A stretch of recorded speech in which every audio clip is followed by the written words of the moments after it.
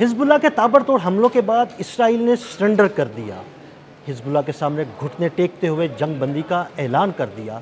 आखिर इसराइल को ऐसा क्यों करना पड़ा? इस बारे में अज़हर अली ख़ान से बात करते हैं। अज़हर भाई, कल तक तो बड़ी पड़गे मार रहा था नेतन्याहू के, जनाब ये कर देंगे, वो कर देंगे, हम लबनान पर कब्ज़ा कर लेंगे, लेकिन आज जंग बंदी का ऐलान किया गया है।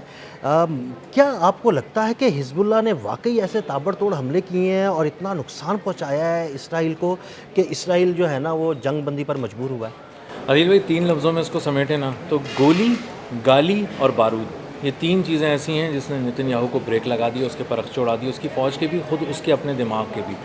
गोली और बारूद तो समझ में आ रहा है, वो मैं आगे डिफ़ाइन करूँगा। जो गाली है वो डोनाल्ड ट्रंप की गाली है और उन्होंने बहुत सख्त ज़बान इस्तेमाल की और उन्होंने कहा अगर तुमने बैरूत पे हमला किया, मज़ीद इस जंग को आगे लेके गए, जुनूबी लबनान से आगे बढ़ते हुए तुम बैरूत तक आने लगे, तो दुनिया मुझे नहीं छोड़ेगी और फिर मैं तुम्हें नहीं छोड़ूंगा। बिल्कुल। इंसान के बच्चे बन जाओ और बिल्कुल अपनी फ़ौजों को वापस कर लो और वहाँ पर हमले रोक दो। जिसके बाद नेतन्याहू से जब सवाल किया गया कि आपको गाली दी थी ना डोनाल्ड ट्रंप ने, तो उसने कहा कि नहीं, वो तो हमारा घर में तो ऐसे चलता रहता है, हम लोग दोस्त हैं, हमारा ज़ाती मसला है। हाँ, ज़ाती मसला है। और ज़ाती मसले में उन्होंने गाली सुनी और गाली खाने के बाद वो पलटा है नेतन्याहू और उसने जंगबंदी का ऐलान किया।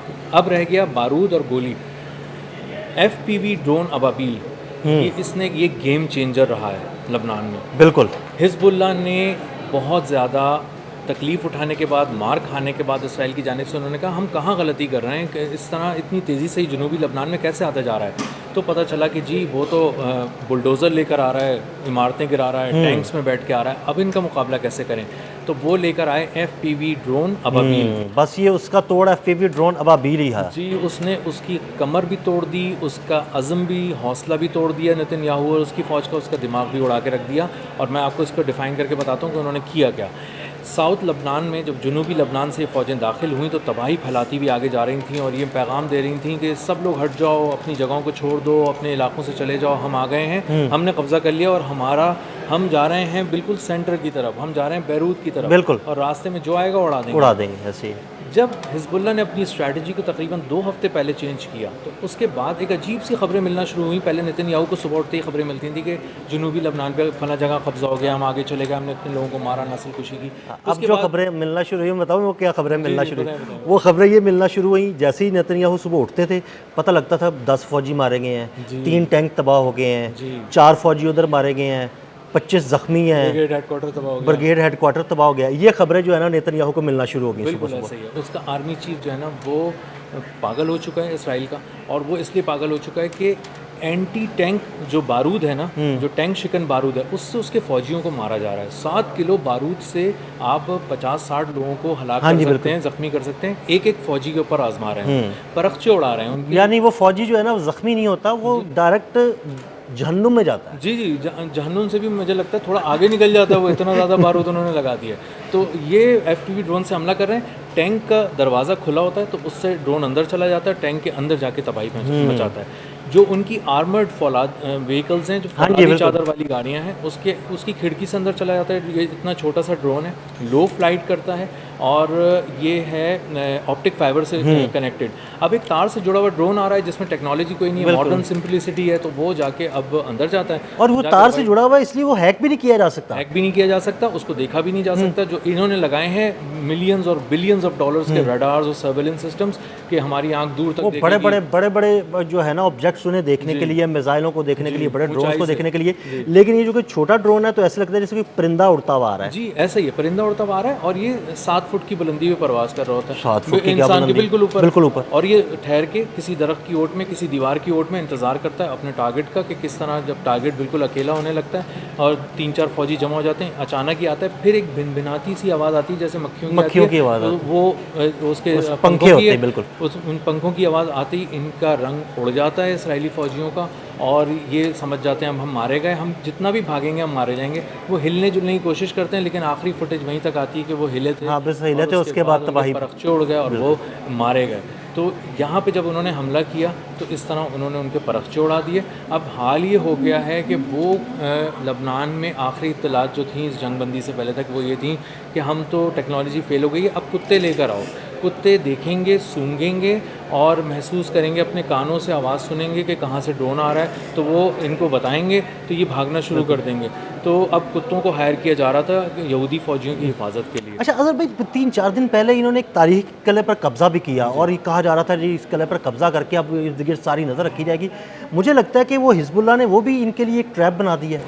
ये गए थे उस किले पे, इन्होंने झंडा लहराने की कोशिश की और उन्होंने वहाँ पे खड़े होकर वीडियोस बनाई और बताया कि हम सबसे ऊंचे मकाम पर आ गए, अब हम नीचे सबको देख सकते हैं, कोई हम पे हमला नहीं कर सकेगा। और ये नीचे देख रहे थे लेकिन वो ऊपर से आ गया FPV ड्रोन अबाबिल, और आसमान से जब आया तो उसने एक एक फ़ौजी को दोबारा निशाना बनाना शुरू कर दिया। अब ये पूरे किले के अंदर एक मूवी चल रही है कि ड्रोन आ रहा है और ये भाग रहे हैं और या वो इस तरह जी बिल्कुल भाग रहा है, और उसके बाद जाके एक फ़ौजी को निशाना बनाया। जब आप चीथड़े देखते हैं अपने साथी के उड़े हुए तो आपको अंदाज़ा होता है कि ये अगर ड्रोन मुझसे टकरा गया तो क्या होगा। तो इसीलिए अब बहुत ज़्यादा इसराइली फ़ौजी जो है वो नफसियाती मसाइल का शिकार हो गए हैं और वो चाह रहे हैं कि अब वो ऊंचाई पे गए थे किला को फतह करके, अब उनको अंदाज़ा हुआ है कि वो गलत जगह चले गए थे और अब उनको ये जो हिजबुल्लाह ने शुरू में कहा था ना कि आप जो ऊंचे मकाम पे जाके बैठ गए, आप गलत बैठ गए, हम आपको मारेंगे। हाँ जी, तो ऐसे ही है। तो वो मैंने 2-3 दिन पहले एक वीलॉग किया था आमिर रज़ा के साथ और मैंने ये और आमिर भाई ने यही बात की थी कि ये भी जो है ना एक ट्रैप है हिजबुल्लाह की जानिब से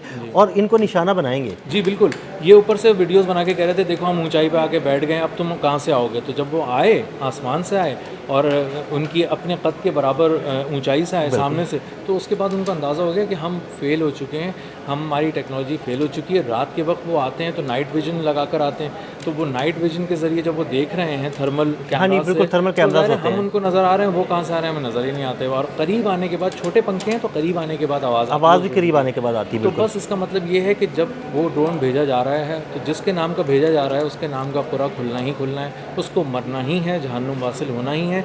और यही वजह है कि नेतन्याहू को जब समझ में आया कि उसके फ़ौजी बड़ी तादाद में मारे जा रहे हैं और पीछे से रिक्रूटमेंट नहीं होती, नए लोग नहीं आ रहे ना, नौजवान नहीं आ रहे इसराइली आर्मी में, और वो नौजवानों को खतरा है ना। देखें ना जिस तरह इसराइली फ़ौजी मारे जा रहे हैं हिजबुल्लाह के साथ जंग में, वो नौजवान तो जंग में आना ही नहीं चाहते, वो फ़ौज में शामिल ही नहीं होना चाहते। वो टिकटॉकर्स थे बेसिकली, वो टिकटॉक बना रहे थे, अच्छी प्यारी प्यारे बिल्कुल निहत्थे लोगों पर हमला कर दिया, किसी को निहत्थे फ़लस्तीनियों को मार दिया। जब उनका सामना हुआ हिजबुल्लाह के साथ तो रोने लग गई। एक टिकटॉकर लड़की थी 19 साल की, वो गई, वो वहाँ टिकटॉक बनाती थी, उसको लग रहा था कि मैं महाज़ जंगी हुई टिकटॉक बना के और वो अपलोड करती रहूँगी, इसी तरह मैं कंटेंट क्रिएटर के तौर पे रहूँगी।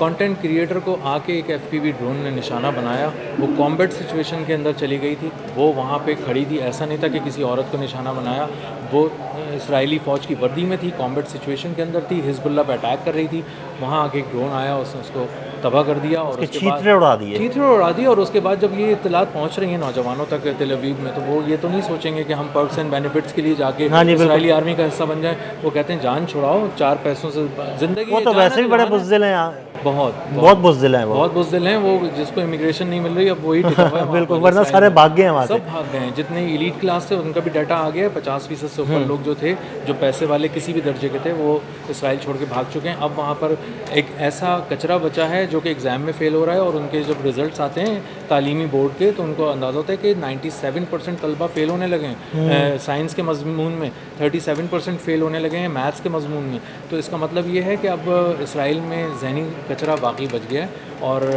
उस कचरे का उसको नेतन्याहू को कोई फ़ायदा नहीं है उसको रूल करने का। बिल्कुल, बहुत शुक्रिया अज़हर भाई ने बड़ी तफसील के साथ इस सारे मामले पर रोशनी डाली। मज़ीद अपडेट्स के लिए हमें फॉलो करते रहें। अदील अहमद और अज़हर अली ख़ान को इजाज़त दीजिएगा। अल्लाह हाफ़िज़।